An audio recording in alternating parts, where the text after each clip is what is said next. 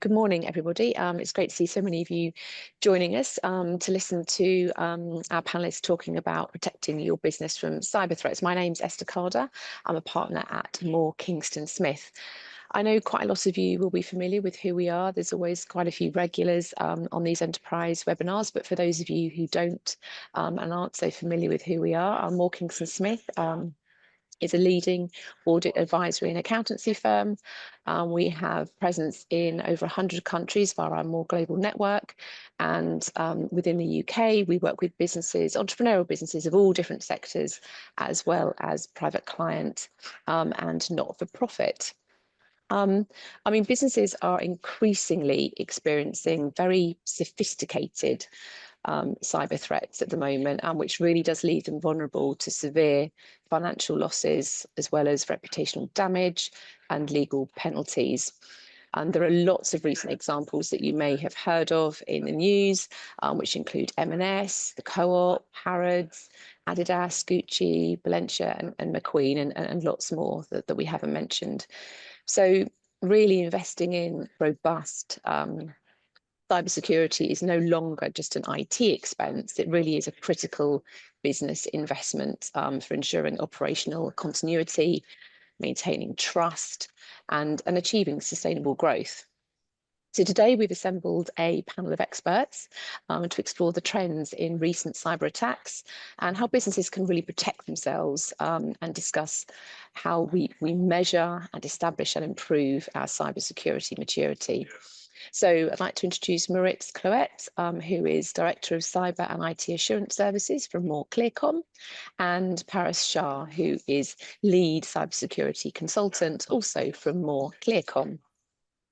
So before we start, just a little bit of housekeeping. This webinar is for you, so for you to get the most out of it, please do ask questions to our panelists, and I'll try and weave those into the questions that I'm going to ask them as we go along.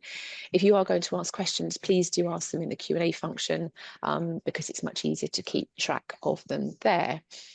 The session is being recorded, so please do share it with any of your colleagues or peers who were unable to make it today.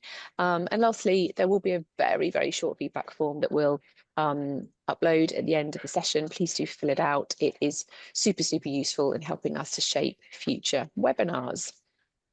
Okay, well, welcome, Maritz and Paris. So starting perhaps with you, Paris, in terms of the significant threats. I mean, I talked about all of those different companies that have been in the news recently. What really are the significant threats that those types of companies are facing at the moment? Yeah, absolutely. So I'll just quickly share a slide to talk about some of those threats. What we've been seeing quite common in the recent threats are usually the initial vector is phishing. So phishing is essentially where they're using social engineering to break through, human control. So they're trying to leverage human behavior and get into your system. So they'll be using emails, text messages, and also phone calls. So you'll see a spate of attacks that in the news, which Maritz will go on to discuss in very brief in a minute. And what you'll see is that, human nature is normally, we're all friendly, we'd like to do things, and they will leverage that to get into your systems. Other areas that we've seen is ransomware, where they essentially are they will have leveraged a vulnerability in your system and use that to install some malware on your system, and then look to encrypt your data and potentially also exfiltrate that data. And then there's usually a demand for ransom, so in the form of cryptocurrency or actual currency. Other threats are insider threats, so these can be accidental or on purpose. So your staff, potentially contractors working internally, they may leak data intentionally or unintentionally. And the other area is supply chain attacks. So any contractors you work with externally, IT providers, anybody providing supplies to your organization, if they attack those supply chain stakeholders, it can potentially impact your business as a result of. And then regulatory and legal impacts as well. So, regulatory and legal space is constantly changing. There's further compliance requirements for organizations, and that can come with fines, penalties, and also non-compliance, and can result in a loss of trust as well from the public. So on average, what we've seen from the NCSC cyber threat survey over this year, all businesses that have reported a big breach, the average cost to them is about £10,000. And we must note that these are only businesses that have reported a breach. The businesses that have not reported a breach are unknown. They might not even be aware that they have been breached, or they might have chosen not to report it for whichever reason. Have there been any sort of particular recent attacks or particular tactics that they're using that are sort of notable? Yeah, so I'll take that one. So Yeah. I mean, we've all probably been impacted by a lot of the big attacks that happened in the last year, really. Most recently, the Heathrow attack, which is currently still impacting travel, not just Heathrow, but quite a lot of airports across the world are potentially impacted because of a supplier of a specific bit of software that deals with booking that's been attacked. So that's a really good example of how the supply chain also impacts organizations, whether you've got good security or not. Your supply chain is quite key as well. But what we're seeing in a lot of these attacks, as Paris mentioned, there seems to be sort of a tried and trusted approach that a lot of the criminals are taking, where they'll bypass a lot of the expensive security controls or security technology put in, aim straight for the end user, and try and get them to disclose their username and password, or try and get them to log into sites, which then steal their credentials. And from there, they'll then pivot on to, as Paris mentioned, and most of the attacks on the screen, that's exactly what happened. They sort of try and find vulnerabilities within the network, and then they sort of get a foothold, and ultimately steal data and encrypt, and then extort. And the impact can be quite significant for a lot of these businesses. So, for example, the Knights of Old is a couple of years ago now, but ultimately one user had a poorly defined password, a weak password, and ultimately the attackers managed to guess that password, get into their network, encrypt all their data. It was so bad that they couldn't recover from their backups, and they really couldn't recover that business, and the parent company actually resulted in going to an administration after that, essentially losing about 750 jobs. So it is quite significant, the cyber threats. And it's quite real in terms of the impact on business. Like Marks and Spencer's, potentially they believe they've probably suffered around £300 million in losses, and their market cap is down by £1 billion as a result of this attack. So that's the big organizations, and those are the ones that are visible. But there's a lot in the long tail in terms of smaller organizations that get impacted as well, that you don't necessarily see on the front pages as such. And are there any sort of particular sectors that are being targeted, or that are vulnerable, or any particular sort of size of business that tends to get targeted more often than others? Yeah, I would say that the targeting, a lot of cyber criminals are opportunistic. So they are continuously scanning across the internet, for anybody who's internet connected, potentially to find vulnerabilities. There are organizations that are potentially more likely to be targeted, and they tend to be those organizations that potentially have high value of data, or where the service disruption can be significant and have a significant impact on their operations and on their clients as well. So they tend to be a bit more attractive to attackers. Potentially from a ransomware attack, that might make them more likely to pay out, because they don't want to lose high value data, or the service is critical. Hospitals, schools, airports, and so on.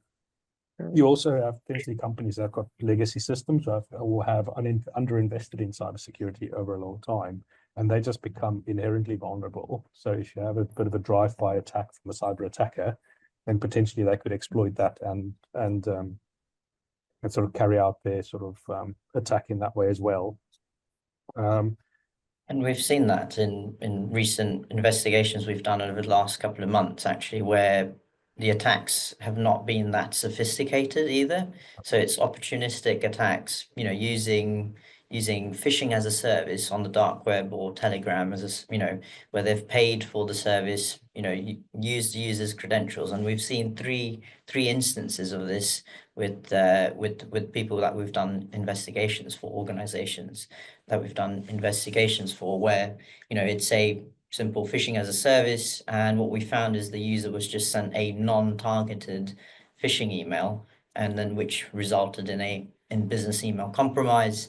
And they were in systems for a couple of weeks, where they've then identified their banking processes or invoicing finance processes, and then conducted more targeted phishing to either look to get some money out of it, or potentially get further credentials for their clients and such. And we've also seen this in our penetration testing engagements, where we will see clients that are very technically robust, their systems are very secure, but the weakest link is the human side. So we've looked at doing first penetration tests where most people have failed in phishing testing, and giving them a call, asking them to visit a link, for example, and then the second time around after training, and 90% were actually very good, but the 1% it was a new joiner, and we called them and we basically got keys to their account essentially from that point onwards. So sometimes we always have this discussion with clients where, well, we've got a 99% pass rate on our phishing testing. It's not the 99%, it's the one that clicks on it. And what we'll talk about later on is how you could develop a strategy and a layered approach where if that 1% does click on a link, there are still layers to mitigate that attack, because we can't be 100% certain in every single area. That includes the non-technical and technical side, which we'll discuss a little bit further in terms of what you can do later on. I mean, in terms of the actual impact on business and why cybersecurity is so absolutely critical, what are sort of the major impact areas that you've seen in attacks? Well, as Merit has already mentioned, some of those recent attacks, financial and reputational damage is one of the largest, and usually finance is at the top of businesses' minds.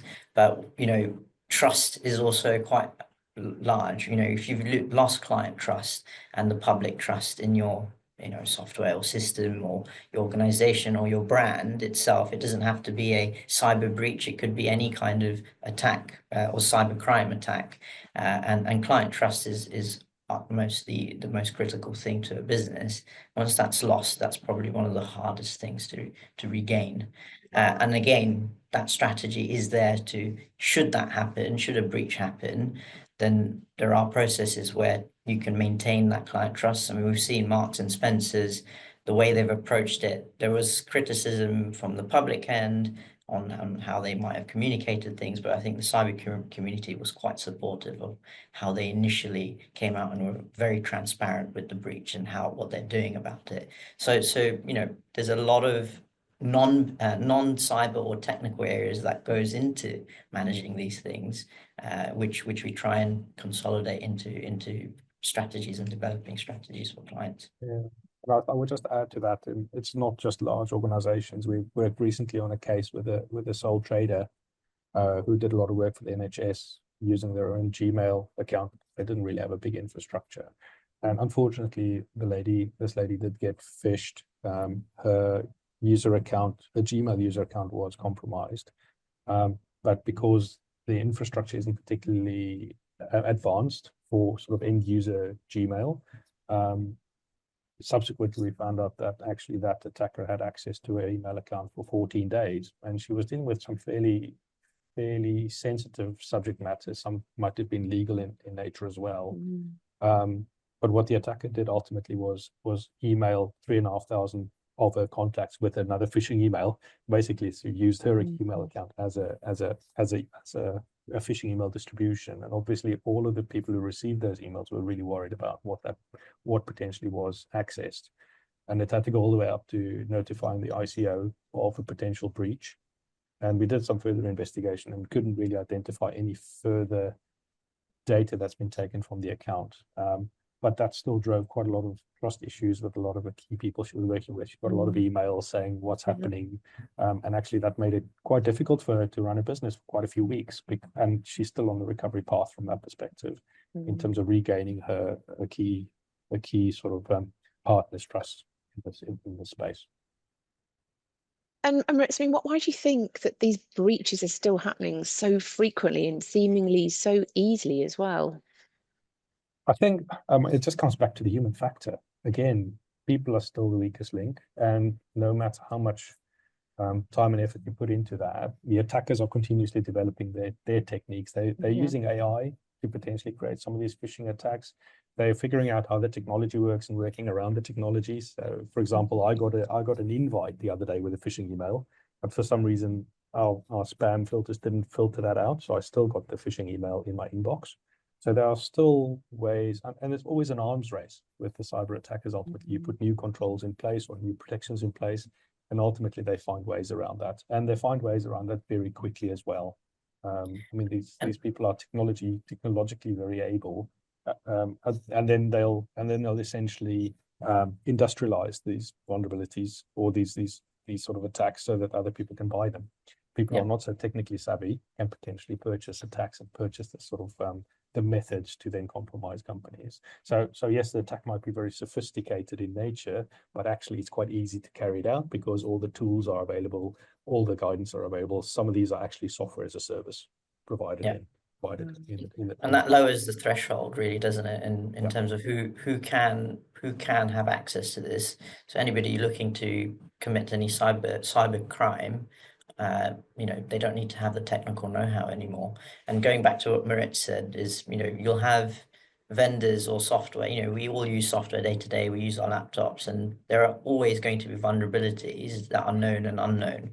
As soon as a known vulnerability has been released into the public, attackers will be working very quickly to reverse engineer them and then potentially leverage them to attack systems opportunistically or to target systems as well. And then if you couple that with potential technology gaps, people not investing in the technology, people not having processes in place to make sure that systems are up to date, maybe not investing in cybersecurity awareness, potentially, all of those open up those little cracks which the cyber attacker can fundamentally then sort of get their little fingers into and essentially compromise the business. And that's quite tied into the buy-in from senior executives and your board, really, because if you're only asking the questions but not providing the adequate funding or resourcing or the thought leadership at that level, then the people that are actually implementing those controls or securing your infrastructure won't have the tools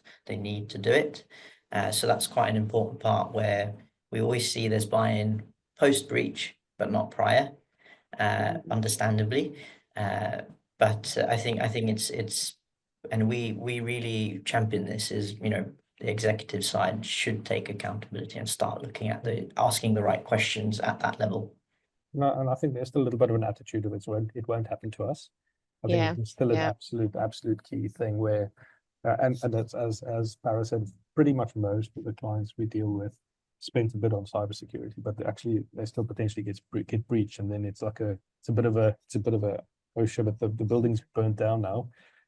We see if we can chuck about a few buckets of water on it. That might be a bit late. Rather have the proper fire controls in the building to start off with, that you don't run into. So that's sort of an analogy for the cybersecurity side as well.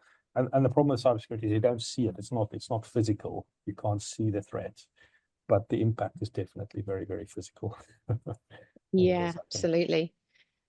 So let's talk a little bit about sort of how we measure and improve our cyber security. So when we're sort of talking about cybersecurity maturity, what do we actually mean by that in practice? So that's really about purposefully going about building that capability within the business to be able to deal with the cyber threat, right? So when you look at it, there's sort of three key stages in our sort of model. The first part is really early on. You may have done a little bit around cybersecurity, but actually you're still quite reactive. You react to incidents happening, you react to malware. You see it as purely IT's responsibility. So if you're outsourced, to IT service provider, that's their problem. They need to deal with cybersecurity. But fundamentally, what that then links to is potentially you can have some fairly large breaches, and then you realize actually you don't have some key processes and procedures or technology protections in place, which then leads to quite costly downtime, reputational damage. So that's on the reactive side. So that's normally where a lot of organizations start. You'll have Office 365, I've got Microsoft Defender installed, tick the box, everything's done, that's fine. But actually, the more proactive organizations tend to see cyber as that business-wide risk. So it can be potentially be existential if there's a really big cyber attack. They're starting to put some formal cyber security frameworks in place. We'll talk a little bit more about the security frameworks shortly as well. But they sort of look at what's best practice in the industry and then see how they can bring that into their business. They actually carry out things like risk vulnerability assessments. So it's just all about being a bit more proactive and understanding where the potential vulnerabilities are and starting to close that down. And then ultimately, when you get to the resilience side, that's when cyber is fully integrated into your business strategy. The board gets regular reports to say, well, this is where we are on cybersecurity. These are the controls we got in place. It sort of feeds into the supply chain as well. You know that you can trust your supply chain. And probably fundamentally, two key parts there is also that culture of awareness across staff, because you always have to foster that awareness to say, look, we're using email, we're using web, please be aware that the threats are out there. And then also having a really good cybersecurity response capability. So if it does happen, because even if you put most of the controls in place, potentially you could still have a security breach. Can you move quickly to contain that breach and to understand it, to get rid of the attacker, and then fundamentally deal with the sort of impact of that as well? So that's sort of the cyber resilience journey. And most organizations just have to start in one place, put that strategy in place in terms of how they can build up resilience within their business. And then that might be a multi-year program for even small organizations. Just build on it, just keep on building on it, and then fundamentally get to a continuous improvement stage. Where you can look at what you've got in place, understand the threats and the risks out there, and just continue building and making it better. It's a bit like building maintenance, to be honest with you. You mentioned frameworks. So what sort of frameworks or best practice guidance would you be recommending? Yeah, so I mean, we've got our own internal framework we use to measure maturity that pulls from a lot of industry standard frameworks. So I'm sure everyone's familiar with ISO 27001.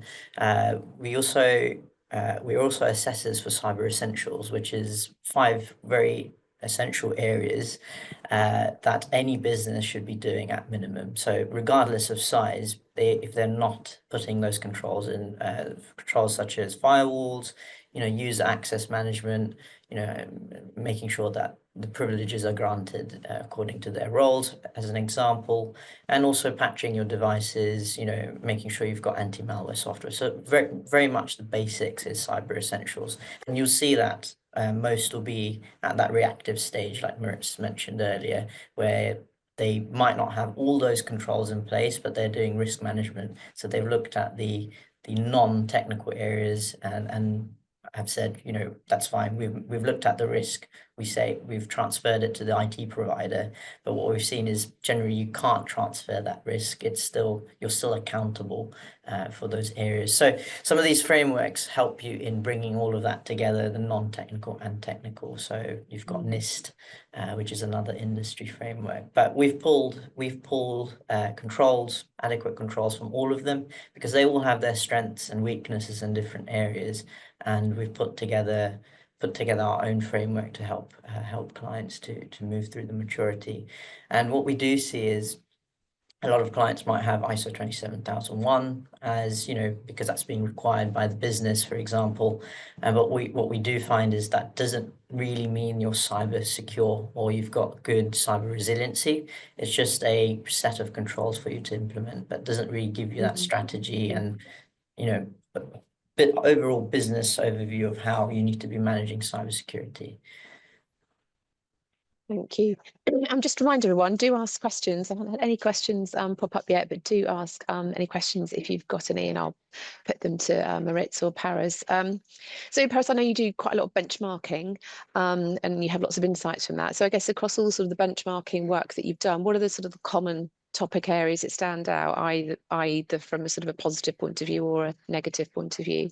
Yeah, so our framework looks at 10 different areas, cybersecurity domains. So we look at risk management, asset configuration, and secure configuration of your systems, for example.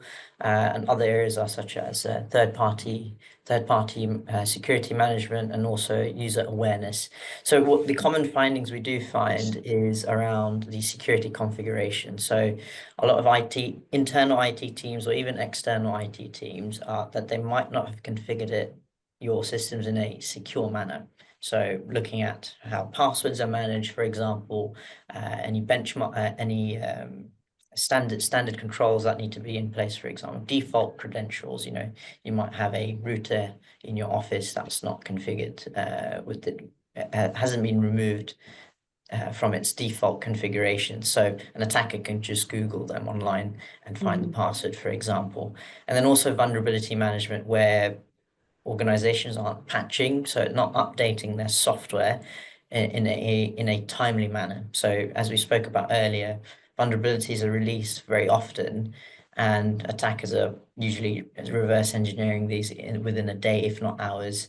But Cyber Essentials, for example, states that all software should be patched within 14 days. So we follow that as a baseline, and if it's quite critical, obviously earlier than that. So we find the common areas are vulnerability management, testing your systems, configuring your systems, and also the risk management and the discussions of cybersecurity at the board level. We find that that's not happening. It's usually at the IT team department level, or it's just been outsourced to an IT provider. So those are the very few common areas that we find. And lastly, logging and monitoring, which is something that should be achieved after the proactive stage within that maturity or resiliency model, where they've not got provisions internally to monitor or have alerts of any suspicious activity, for example, and even post-breach monitoring. So once a breach has occurred, what's happened? How do we investigate this? Do we have the adequate information for us to actually investigate this post-breach, should it happen? A good example of that one is the airport attacks that just happened, where the provider managed to recover all their systems and got it all up and running, and then they realized the attacker was actually still in the systems, is still on their network. So they had to pretty much shut everything down again and start again to make sure that they can evict it. And that's a good example of having those sort of monitoring controls in place and somebody actually monitoring and checking for those sort of things. I think the other bit also that we find that's quite key is probably more for smaller organizations where they've outsourced their IT to a service provider. There's often the assumption that the IT service provider will do everything necessary to keep that environment secure. But I think we need to think about, remember, an IT service provider is a contracted body.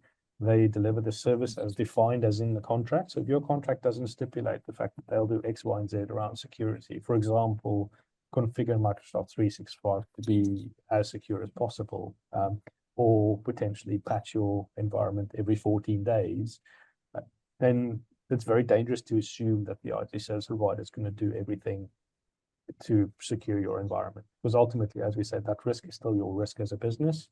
You still need to make sure that risk is covered off. And typically with an IT service provider or third party, you want to make sure that the contracts and the service level agreements actually address that side of putting those safeguards in place.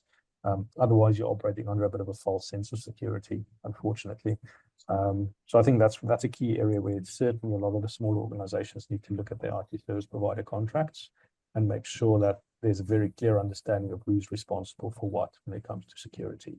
And that's a key part of the security resilience and the sort of maturity model as well. Yeah, and as part of that, I think it's also important where they're looking at incident management processes.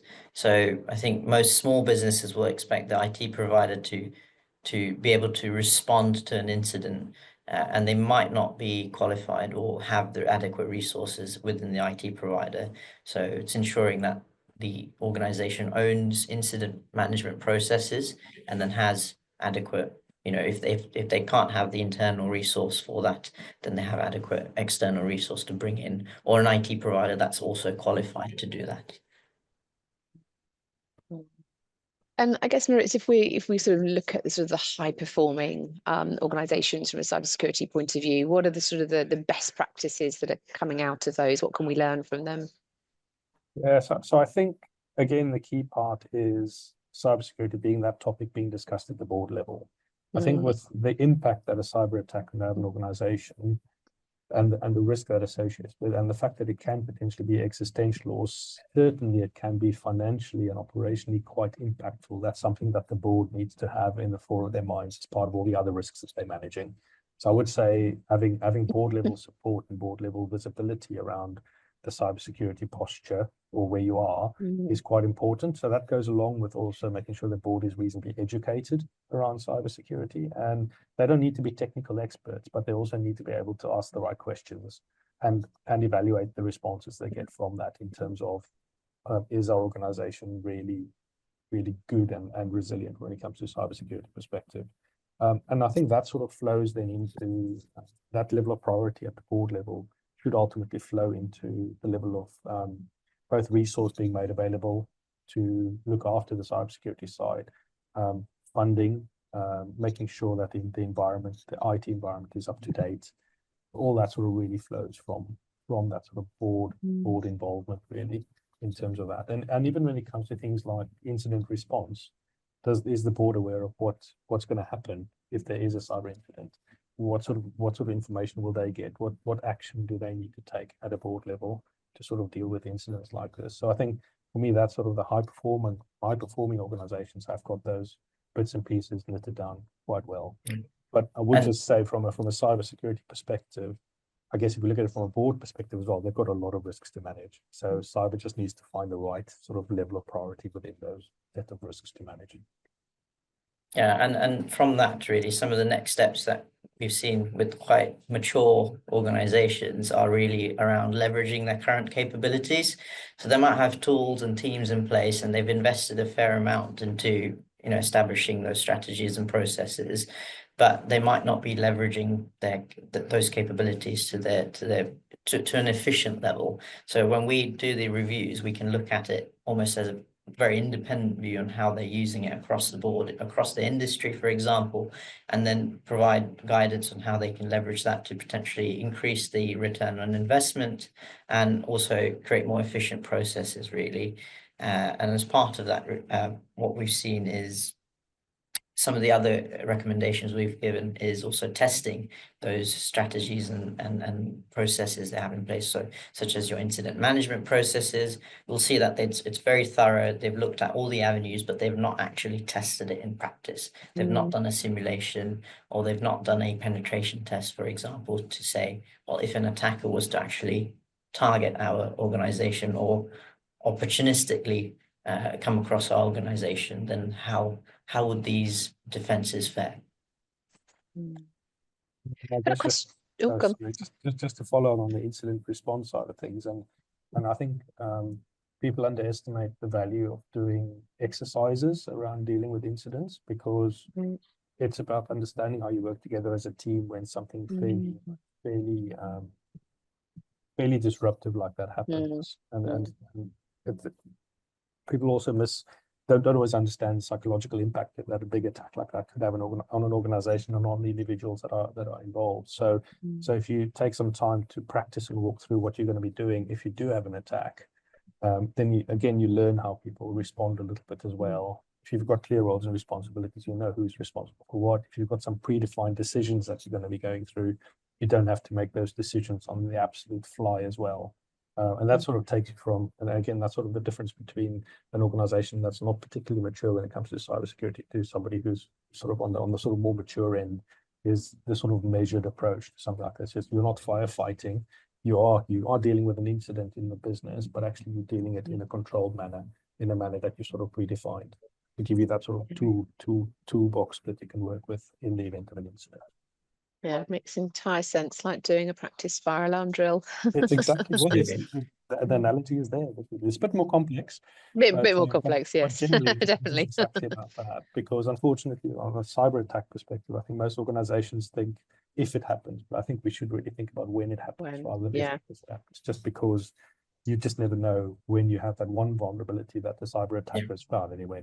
haha, I'm going to ransomware you. And then, yeah, the whole organization is in a bit of trouble.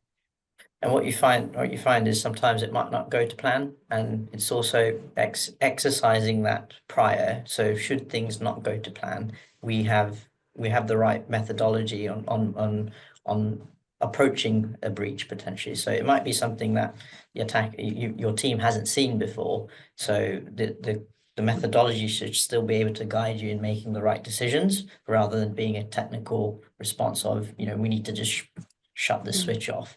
It doesn't have to be to that level, but it's about the mindset and the culture as well within the business. So we have had a question come in. To what extent can the financial impact of a breach be mitigated by purchasing cybersecurity insurance? I don't know which of you wants to take that one. I can take that one, but just remember, I'm not a financial advisor when it comes to this. But generally, my understanding is that your cyber insurance really covers you off around the response to the incident. So that'll tend to provide you with resources to do forensic investigation, to sort of do some business recovery elements. So it'll provide an element of coverage for that, but ultimately the main financial impact should be covered by your main business insurance ultimately, because essentially that would be sort of more the business impact rather than the immediate technical impact of the breach. So I would definitely suggest getting cyber insurance, but just make sure you understand what that cyber insurance provides. And actually linking back to your incident response side of things, if you have a cyber incident, how do you learn how to invoke that cybersecurity cover? How do you claim on that? What's the process you go through to get people on site to come do the forensic investigation while the attack's going on? So you really do need to take a bit of time to understand what you get from that cyber insurance and how you can best leverage that capability in the event of a breach. Because otherwise, back to the same sort of spot, you've got a breach, now what? And then running around with your hair on fire, likely to sort of try and figure out what to do next. It's all about planning and preparing for those sort of incidents. And what we've seen is what a lot of insurers are requiring organizations to at least meet some baseline level of cybersecurity resilience or maturity. So they'll have their own way of assessing that, but they also will leverage some industry frameworks or cyber essentials. So there is a requirement to be at a certain level of cybersecurity maturity before you can access some of those insurance products. We've had a question come in, but I think it might be covered in the next answer. She's asked for an individual looking to start up an advice consultancy business, what should they consider and what would be the best things to protect the business? It sounds like it's possibly quite a large question, but I don't know if you wanted to. I can pick this up and something we'll cover off in a second as well. But I think if you're a startup and you're usually I think all businesses should look at this initially as cyber essentials controls. Those are 5 areas where even if for your own personal devices and infrastructure at home, there's no harm in looking at those controls. It's available online. I think we will share some collateral for that. And if your business is looking to certify for cyber essentials, we can help with that as well. It's fairly low cost. It's government backed. It includes insurance as well. So any businesses starting up, it's a very good incentive to get on board, and it gives you a bit of a badge, a trustable badge to put in front of clients to say, look, we're doing this, and it's within a defined framework, and we've been assessed against some of the requirements here as well. So cyber essentials definitely for that question is probably where you want to start, and then that's where your journey begins, and then a strategy to grow with your business as well would be something to look at afterwards. And I think the other thing to consider is just picking technologies that's got reasonably good security built in. Like, for example, not using consumer grade services. So, for example, Gmail, you don't want to use the sort of consumer grade Gmail. You probably want to go for Google Apps, or you want to go for Office 365 or something like that. Something that's got slightly more robust controls around how it protects you from some of the sort of standard threats and bases, and that will sort of segue into cyber essentials as well, because a lot of the controls will then link into how you've set up those services as well. I think certainly look at potentially getting getting professional support in setting up those services. Because, for example, Office 365 comes, you can buy a license for, I don't know, 15, 20 quid for a person per user, and then you'll get vanilla Office 365 with standard configurations.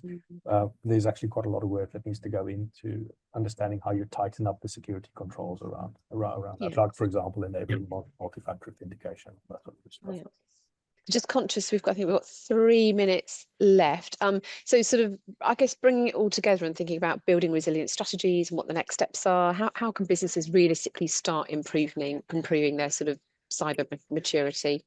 Yeah, so I think apart from the point of sort of taking ownership at board level, the main part would just be to take stock to see where you are, do some sort of benchmark exercise to understand what are and what aren't you and your IT service provider doing, to sort of look after or to protect you against a cyber security threat. So that could be using a benchmark like the one we provide, or potentially using another framework and just say, look, where do you stand against each of those sort of good practice exercises? And then ultimately from there, it's about identifying what are your quick wins, what are the things you can do fairly quickly. Like, for example, configuring Office 365 properly is a good example. Teaching, doing some training in multi-factor authentication, doing some cybersecurity training for staff. That's probably one of the top priority ones, and actually not a difficult one to do, especially if your team's a bit smaller. And then it's about thinking about the longer term strategy, because you may identify you've got some legacy systems there that you can never patch. You may want to think about, actually quite topical, Windows 10 support is running out middle of October. So hopefully everybody's got a strategy to upgrade to Windows 11 over the next month or so. Everybody on the call, all your companies have got that strategy, because if you do run with Windows 10 after the 15th of October, they won't be providing security updates anymore for that platform. So potentially you're back in the old Windows 7 or Windows XP days, where ultimately those systems become a favorite target for criminals. So that's an example of sort of thinking about things more strategically, thinking about slightly long-term, what are the key things you have to put in place? Some capabilities like logging and monitoring takes a bit more time to do, costs a little bit more money. So therefore it probably needs to be a slightly longer-term strategic activity for your business to take. I think that's sort of the key sort of starting point, I think, is taking stock. And from there, put a plan and a program together, which may be a multi-year program. It depends on how quickly and how much you want to invest in cybersecurity. Depends on the threat, depends on how exposed you are, depends on the sort of value at risk, as they call it in the technical term. So it is very much a risk-based decision. But yeah, that's what I would say. Don't know, Paris, whether you've got anything to add to that. Yeah, I think that covers off all the points, and I think, you know, there are frameworks out there that can help with that. Cyber Essentials being one, you know, NIST. The NCSC, the National Cybersecurity Centre, has some guidance for small businesses there as well.